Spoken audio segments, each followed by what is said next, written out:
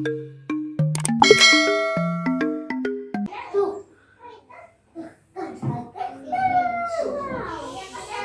tes. Bismillahirrahmanirrahim. Assalamualaikum warahmatullahi wabarakatuh.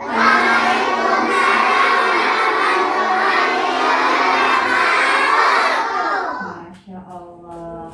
Apa kabar teman-teman semua?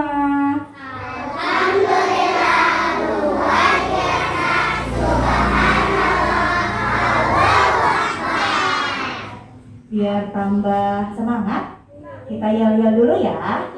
Generasi Babu Salam.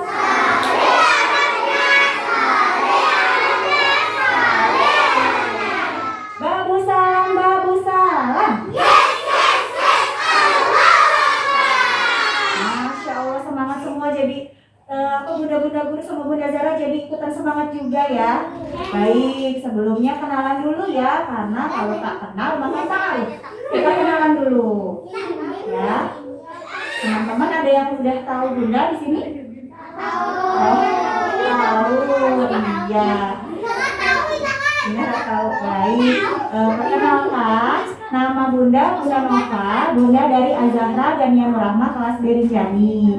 Nah, Bunda di sini mau ngapain ya? Kira-kira ada yang tahu nggak?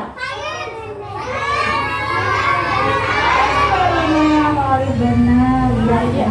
Ya, jadi giliran. Setuju ya? Kita dengarkan dulu sama-sama ya untuk materinya ya. Siap, insya Ya, Allah. baik. Silakan teman-teman melihat di layar TV-nya ya. Ya, lihat ya. Bismillahirrahmanirrahim. Nah, ini dalam Tubi Teacher September judulnya percobaan sains. Kita mau membahas apa sih hari ini? Hari ini kita mau membahas mengapa kita harus belajar. Kenapa kita harus menuntut ilmu. Lalu kemudian kita pengen tahu juga nih, sains itu apa sih sebenarnya? Dan manfaat belajar sains itu apa sih? Nah, kalau kita sudah tahu itu semua, baru kita melakukan percobaannya. Nah, Bunda Zara mau nanya dulu nih ke teman-teman semua. Kenapa kita harus belajar? Masya Allah, agar mendapat dengan siapa saya Pak? Oh iya, Masya Allah, agar mendapat ilmu. Ada lagi? Kenapa belajar? Dapat ilmu, Masya Allah, iya. Jadi, apa lagi? Apa? Itu masa depan. Masya Allah.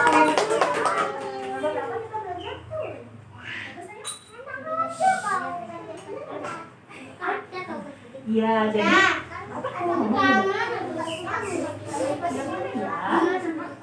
ya nanti dicari ya, nanti masih ada kok ya. Bentar ya. Nah, jadi ini deh yang gampang. Kenapa sih teman-teman sekolah? Biar pintar, jadi lebih tahu, jadi mengerti tentang ilmu. Nah, semuanya benar. Nah, benar sekali teman-teman bahwa perintah belajar itu ternyata sudah ada loh dalam Al-Quran. Khususnya mungkin teman-teman juga beberapa ada yang sudah sempat mengetahui wahyu pertama yang diturunkan, yaitu surat Al-Alaq ayat 1-5 di sini ya. Di sini itu sudah dijelaskan bahwa manusia itu harus untuk menuntut ilmu. Nah, Bunda Zara bacakan artinya. Bacalah dengan menyebut nama Tuhanmu yang menciptakan. Dia menciptakan manusia dari sebuah kepala darah. Bacalah. Perhatikan ya, diulang-ulang. Bacalah. Tuhanmu lah yang maha mulia, yang mengajar manusia dengan pena. Dia mengajarkan manusia apa yang tidak diketahuinya.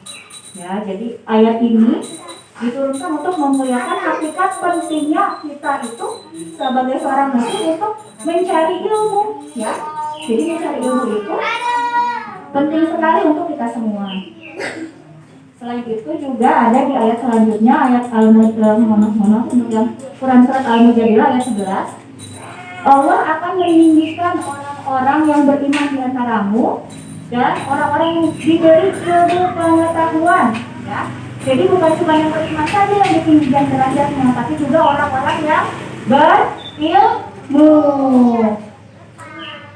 Nah, teman-teman juga pasti udah pernah tahu nih hadisnya. Hadis pertama menuntut ilmu, man salaka thariqan ya tamisku fihi ilman sahalallahu lahu bihi thariqan ila jannah.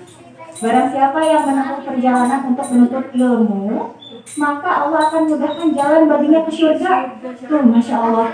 Dengan kita menuntut ilmu aja, kita udah punya jalan ke surga. Sudah dimudahkan jalannya. Ya, jadi teman-teman harus semangat ya sekolahnya ya.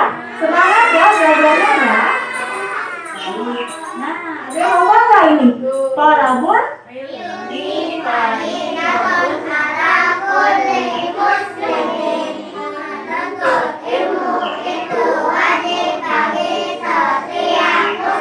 Masya Allah, barakallahu fikum. Pintar-pintar semuanya ya, sudah tahu ya. Nah, kita sudah tahu nih hadisnya. Nah, kita harus mempraktekkan hadis itu ya. Jadi kita harus Masya Allah hafal ya, Masya Allah pintar ya. Nah, jadi kita udah tahu nih, udah hafal nih yang namanya hadisnya. Sekarang bagaimana cara kita mengaplikasikan hadis itu? Nah, yang menuntut ilmu bukan hanya teman-teman di TK saja. Ada yang kakak-kakaknya yang sudah SD, SMP, SMA, bahkan Bunda Zara sendiri nih, walaupun sudah umur segini ya, sudah punya anak, masih tetap harus belajar. Bukan hanya Bunda Zara aja, Bunda-bunda guru juga. Ya, Bunda Rizka, Bunda Rahmi, Bunda Fida, dan semuanya. Nah, jadi nggak harus jadi menuntut ilmu itu gak harus anak-anak saja gitu ya. Orang tua pun, siapapun, kapanpun, dimanapun kita harus menuntut ilmu. Menuntut ilmu bukan hanya di sekolah saja, bisa dengan cara yang lain, bisa dengan membaca. Siapa di sini teman-teman yang suka membaca? Iya, begitu ya. Jadi sudah diingatkan nih oleh Al-Quran dan juga Sunnah bahwa menuntut ilmu adalah sebuah keutamaan ya. Jadi teman-teman harus camkan dalam hati bahwa saya itu sekolah bukan sekedar pengen pintar aja, bukan ya. Tapi memang sudah sunnatullahnya begitu ya, kita harus menuntut ilmu. Nah, jadi kenapa sih tadi pertanyaannya, kenapa sih kita harus belajar? Belajar itu untuk mengembangkan sikap ingin tahu, terbuka, kritis, bertanggung jawab, bekerja sama dan mandiri dalam kehidupan sehari-hari.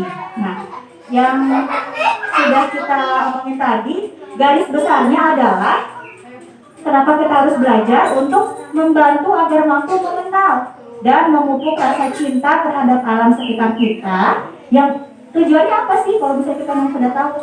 Ini kan menyadari akan kebesaran Allah ya. Coba kita pikirkan, kita ini hidup di bumi. Sekarang lagi pagi menjelang siang, ada mataharinya. Di belahan dunia lain, bisa jadi di belahan dunia lain itu sedang malam.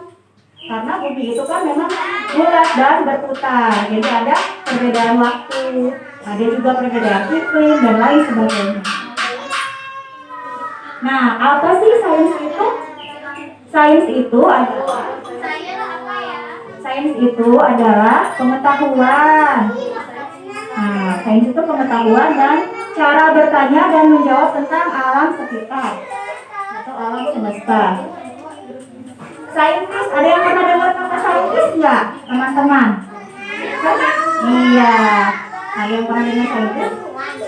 Nah, saintis itu adalah orang-orang yang mengumpulkan, juga mencatat, mengamati, bertanya, mengelompokkan, memikirkan, menebak, membuktikan, membuat percobaan, mengukur, menemukan, menciptakan. Kalau misalnya kita ambil garis besarnya, saintis itu orang yang kepo gitu ya, orang yang pengen tahu apa sih, kenapa sih bisa terjadi. Tapi bukan cuma kepo aja, dia cari tahu, dia melakukan percobaan, dia mencatat hasil percobaannya, dia mengambil kesimpulan. Nah, semuanya itu tujuannya adalah untuk kepentingan manusia, untuk kepentingan teman-teman juga. Nah, jadi saintis itu adalah ya teman-teman sendiri gitu ya. Ada yang pengen tahu, ada yang kepo. ih kok ini bisa berubah warna sih? Kenapa ya? Itu bibit keponya gitu ya, bibit ingin tahunya di situ. Nanti teman-teman cari tahu, lalu teman-teman praktekkan dan lain sebagainya. Nah, ada ilmuwan sains muslim. Ilmuwan sains muslim itu banyak sekali sebenarnya. Cuman yang lumayan terkenal, yang lebih terkenal dibanding yang lain itu adalah Abu Musa Jabir bin Hayyan sebagai bapak kimia modern dan Al-Khawarizmi yaitu matematika. Di sains itu kita belajar apa aja ya? Di sains itu kita belajar tentang fisik. Fisik itu bisa dari mengenal wujud fisik dari benda. Contohnya es bisa mencair, dan juga bentuk-bentuk sayuran, bentuk-bentuk buah-buahan, dan lain sebagainya. Nah, selain itu ada juga yang berhubungan dengan makhluk hidup. Makhluk hidup itu apa aja sayang, teman-teman? Makhluk hidup itu apa aja ya? Ada manusia, lalu apa lagi? Tumbuhan, dan binatang atau hewan. Masya Allah, barakallah, benar ya. Makhluk hidup, iya, ikan juga binatang, betul. Nah, selain tadi tuh fisik, kita juga mempelajari tentang makhluk hidup. Kita mempelajari gimana ya cara tumbuhan ini bisa berubah dari bentuk yang kecil, lalu dimasukkan ke media tanam, diberi air, dikasih pupuk, lama-lama dia jadi pohon ya, besar. Nah, itu kita pelajari di bagian makhluk hidup. Yang selanjutnya, bumi dan lingkungan. Tetapi yang tadi Bunda bilang bahwa bumi itu bulat, ada perbedaan waktu di situ, ada perbedaan suhu di situ juga, gitu ya. Nah, manfaat belajar sains itu apa ya? Kenapa sih kita harus belajar sains? Manfaatnya apa sih? Nah, ini sih sebenarnya agak susah di apa ya, kalau untuk teman-teman mungkin simpelnya begini. Dengan adanya sains, kita itu bisa apa ya? Bisa memakai seluruh indera kita. Kita bisa melihat, mendengar, meraba dan lain sebagainya tentang si objek yang ingin kita cari tahu itu ya. Jadi manfaatnya itu kita bisa mengeksplor seluruh indera kita untuk mencari tahu apa yang terjadi, lalu juga memberikan kesimpulan tentang percobaan yang sudah dilakukan. Selain itu juga kita jadi memiliki kemampuan untuk memecahkan masalah. Selain itu kita bisa mendapatkan pengetahuan dan informasi yang lebih baik. Nah, sekarang ini sangat-sangat diperlukan nih berpikir seperti ini supaya kita nggak gampang, kalau mungkin teman-teman pernah dengar hoax gitu ya, hoax gitu. Hoax itu apa sih? Berita yang belum tentu kebenarannya. Nah, biar kita nggak cepat kena hoax, katanya gini, kalau misalnya mau begini harus begitu, kita ikutin aja gitu ya, padahal ya belum tentu benar juga. Kalau saintis, kalau teman-teman yang memang bisa berpikir baik, dicari tahu dulu, jangan berjalan mentang-mentang. Ya, misalnya apa ya?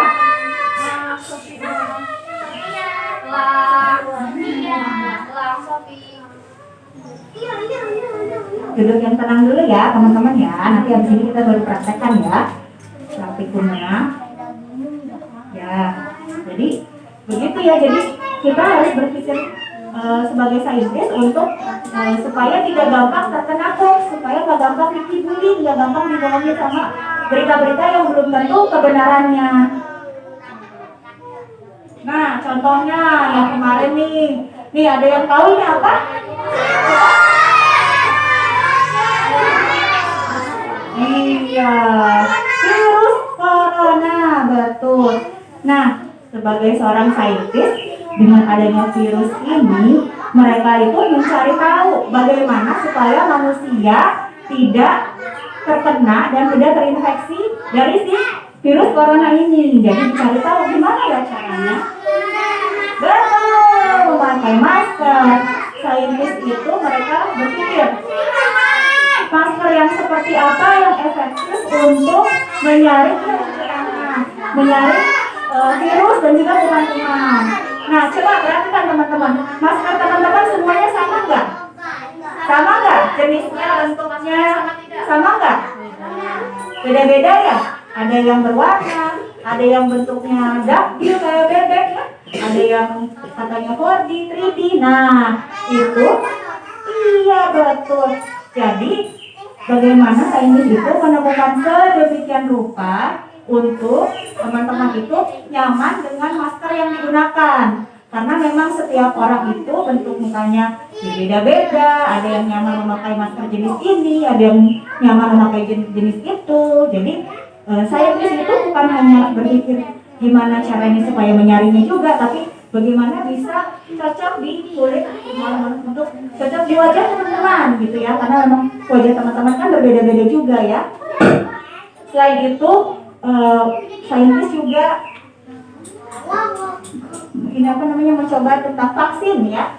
Vaksin itu digunakan untuk bagaimana supaya kita pada saat terkena si penyakit COVID-nya, antibodi kita, tubuh kita sudah bisa beradaptasi. Jadi kita tidak akan sakit insya Allah. Ataupun walaupun sakit, gejalanya sangat ringan. Nah, yang terakhir cuci tangan. Ya teman-teman udah biasa ya di sini ya sama sekolah Bagus Salam ini ya, datang-datang langsung cuci tangan. Cuci tangannya dengan sabun atau enggak? Dengan sabun ya.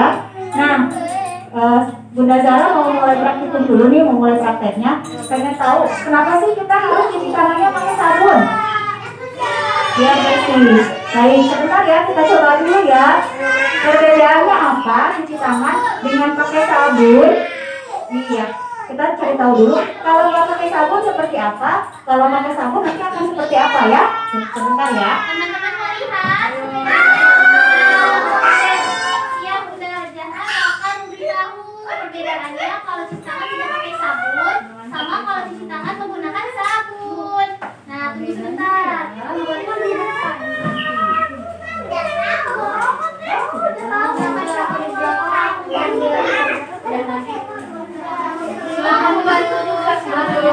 Ada kotoran, banyak kuman-kuman.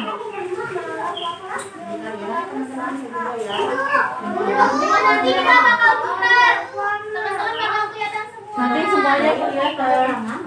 Baik, pakai tangan, masukin ke dalam sini saya.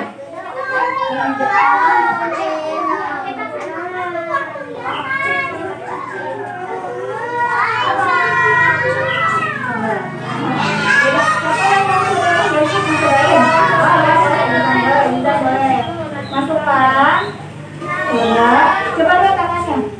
Kotorannya nempel nggak? Kotorannya nempel nggak? Nempel ya?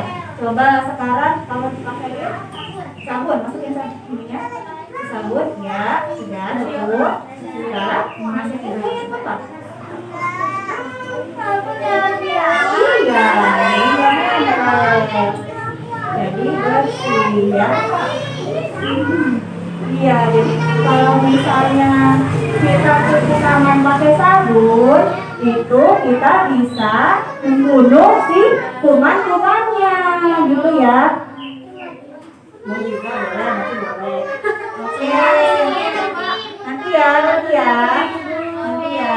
Oke.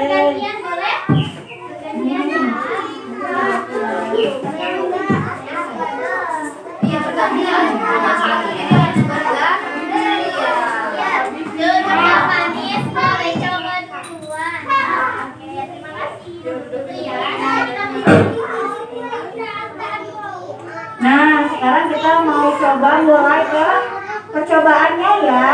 Kita mau melakukan 7 percobaan. Apa aja percobaannya ya? Ada air tidak jatuh. Hah? Maksudnya apa ya air tidak jatuh? Susu pelangi. Apa susu pelangi ya? Masya Allah, bunga telang. Air keruh menjadi bening. Hah? Bagaimana caranya ya? Lalu pembiasan cahaya. Ada betadin, ya betul, pakai betadin, betul. Dan juga mikroskop. Dan terakhir kita mau bikin ini nih, meluncurkan roket. Ya, kita mau meluncurkan roket ya. Oke, langsung aja ya. Kita ke percobaannya. Nah, teman-teman udah dapat semuanya ini? Udah dapat semuanya? Nah, oke. Iya. Ayah juga seperti yang tadi awal. Iya.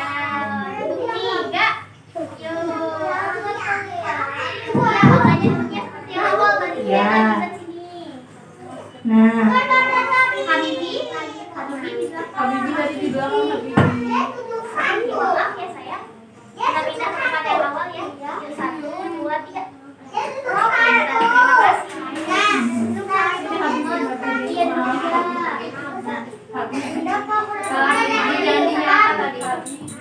baik teman-teman, Bunda Zara mau minta bantuan ke Asnah nih, soalnya Bunda Zara udah janji. Asnah, boleh minta tolong ya Bunda Zara? Boleh masukin bunga telangnya ke dalam cairan, ke dalam air. Nah, teman-teman, ini namanya bunga telang ya. Bunga telang. Ini yang sudah kering. Ini yang sudah kering. Ada juga bunga telang yang oh iya, nanti kita masukin cairannya ke situ ya. Nah, ini Oh iya. bening ya, bening. Nanti kita cari tahu kalau dimasukkan bunga telang akan seperti apa ya warnanya. Boleh diambil. Iya, kita berbeda. Baim. Ayo. Boleh bulat kecil. Nanti bunga telangnya Bunda Zara masukin. Iya, siapa yang udah berubah telurnya?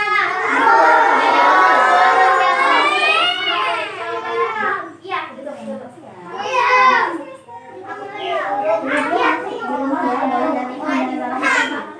Nanti diberikan sama Bunda Zara. Nah, sekarang kita mulai coba ya pipet memipetnya. Iya, kita coba ya. Kita coba, ini namanya tabung reaksi. Apa? Tabung reaksi. Untuk apa? Kita misalnya pengen tahu nih, kalau suatu larutan ditambah suatu zat akan ada perubahan apa ya? Gitu ya. Nah, kita bisa lihat di sini. Iya. Kita mengambil cairannya menggunakan pipet. Nah, teman-teman sudah pegang ya pipetnya ya. Oke, sebentar ya. Ini Bunda Zara udah bikin bunga telangnya, larutan bunga telangnya dari semalam nih sudah Bunda. Iya, kalau misalnya banyak bisa jadi ungu, kalau cuma sedikit bisa jadi biru. Birunya juga bisa berbeda-beda tergantung berapa banyak bunga telang yang dimasukkan. Semakin banyak, semakin pekat, semakin gelap. Kalau cuma sedikit, jadinya birunya biru muda, gitu ya.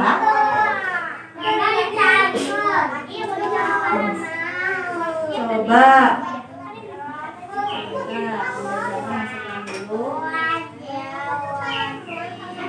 Caranya begini ya, kita tekan. Ditekan ujungnya. Jangan ditekan ujungnya, jangan dilepas, dimasukkan ke cairannya, baru dilepas.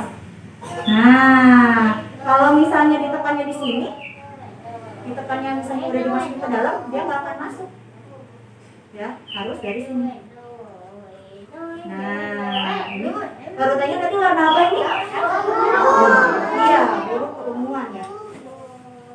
Kita masukkan ke sini. Masukkan ke sini ke tabung reaksi. Ini cairan bunga telang, warnanya biru atau ungu dia, biru keunguan. Nah, kita campurkan dengan zat lain. Zat lainnya kita campurkan ya. Kita campurkan dengan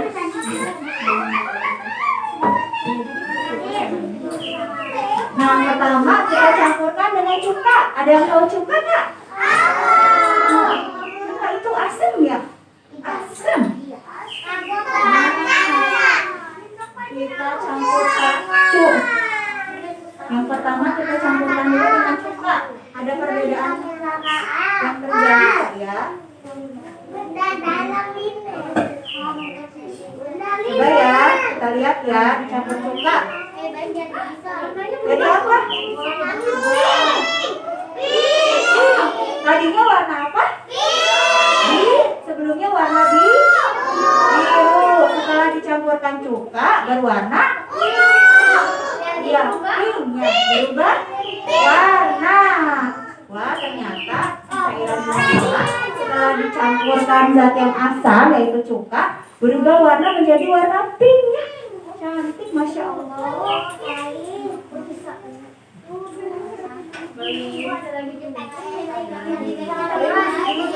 Sekarang si larutan bunga telangnya kita campurkan dengan larutan deterjen.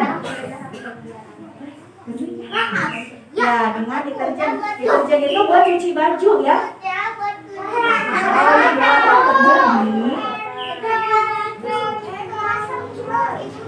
jadi warna apa ya teman-teman?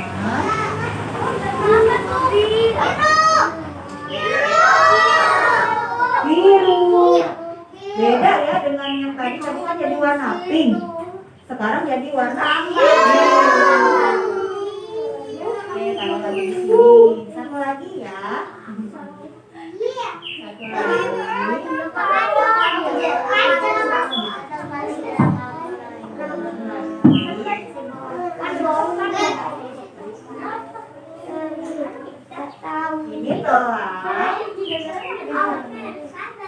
Ini telangnya dicampurkan dengan soda kue. Soda kue biasanya dipakai untuk bikin kue. Campurin soda kue. Jadi warna apa? Jadi warna hijau ya. Kenapa ya bisa ada perubahan warna ya teman-teman? Kira-kira ada yang tahu nggak?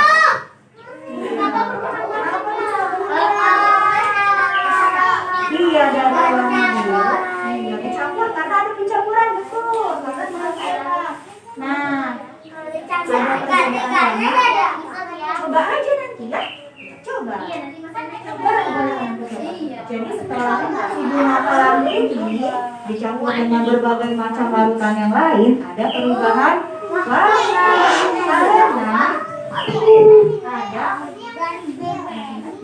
Karena ada perbedaan dari si larutan itu. Ada yang asam, ada yang basah, ada yang netral.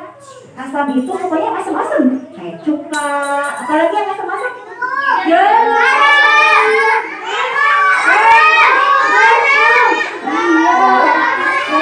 Yang asam-asam ya. Tadi yang asam-asam tadi yang itu jadinya warna pink. Iya, strawberry ya, asam juga jadi warna pink. Kalau dicampur dengan deterjen, jadinya warnanya keunguan. Iya, lebih ungu dia. Jadinya lebih ungu. Kalau dicampur dengan soda kue yang buat bikin kue, apalagi coba deh. Kalau mamanya sering bikin kue, tanyain ada soda kue nggak di rumah ya. Nanti bisa dicoba nanti sama mama juga ya. Jadi warna hijau karena memang bisa berubah warna itu karena ada perubahan keasaman, tingkat keasaman larutan gitu ya. Semakin asam warnanya, jadi nah ini adalah indikator tingkat keasaman ya. Coba kita cobain. Kita cobain deh. Siapa yang mau bantuin Bunda Zara? Ayo. Siapa lagi yang apa?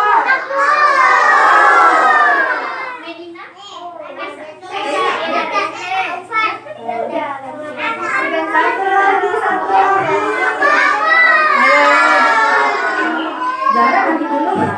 Medina boleh sayang sini. Kalau mau apa nanti boleh ya, sebentar ya. Ayo, nanti kita ganti-gantian. Boleh, ini masih banyak kok, masih banyak, nanti bisa dicobain satu-satu ya. Nah, coba kita masukkan ke dalam sini. Nah, coba.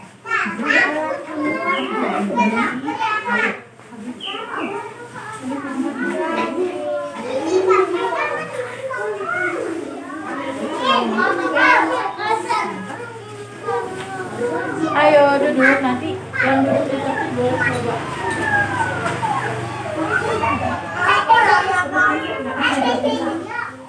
Ya, selanjutnya. Silakan masukin.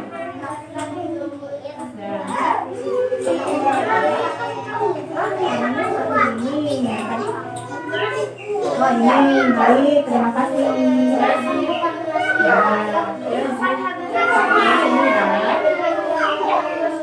Nah, coba Medina masukin.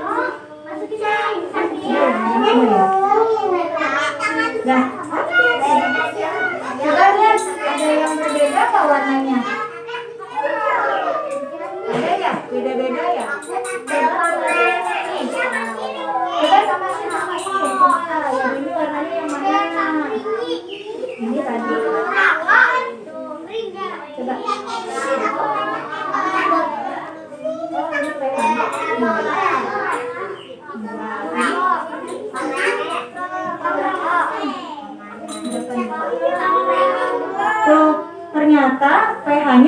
benar-benar berbeda setelah kita cari tahu dengan yang namanya kertas pH ya, untuk mengukur tingkat keasamannya. Nah, bisa dilihatnya itu dari sini.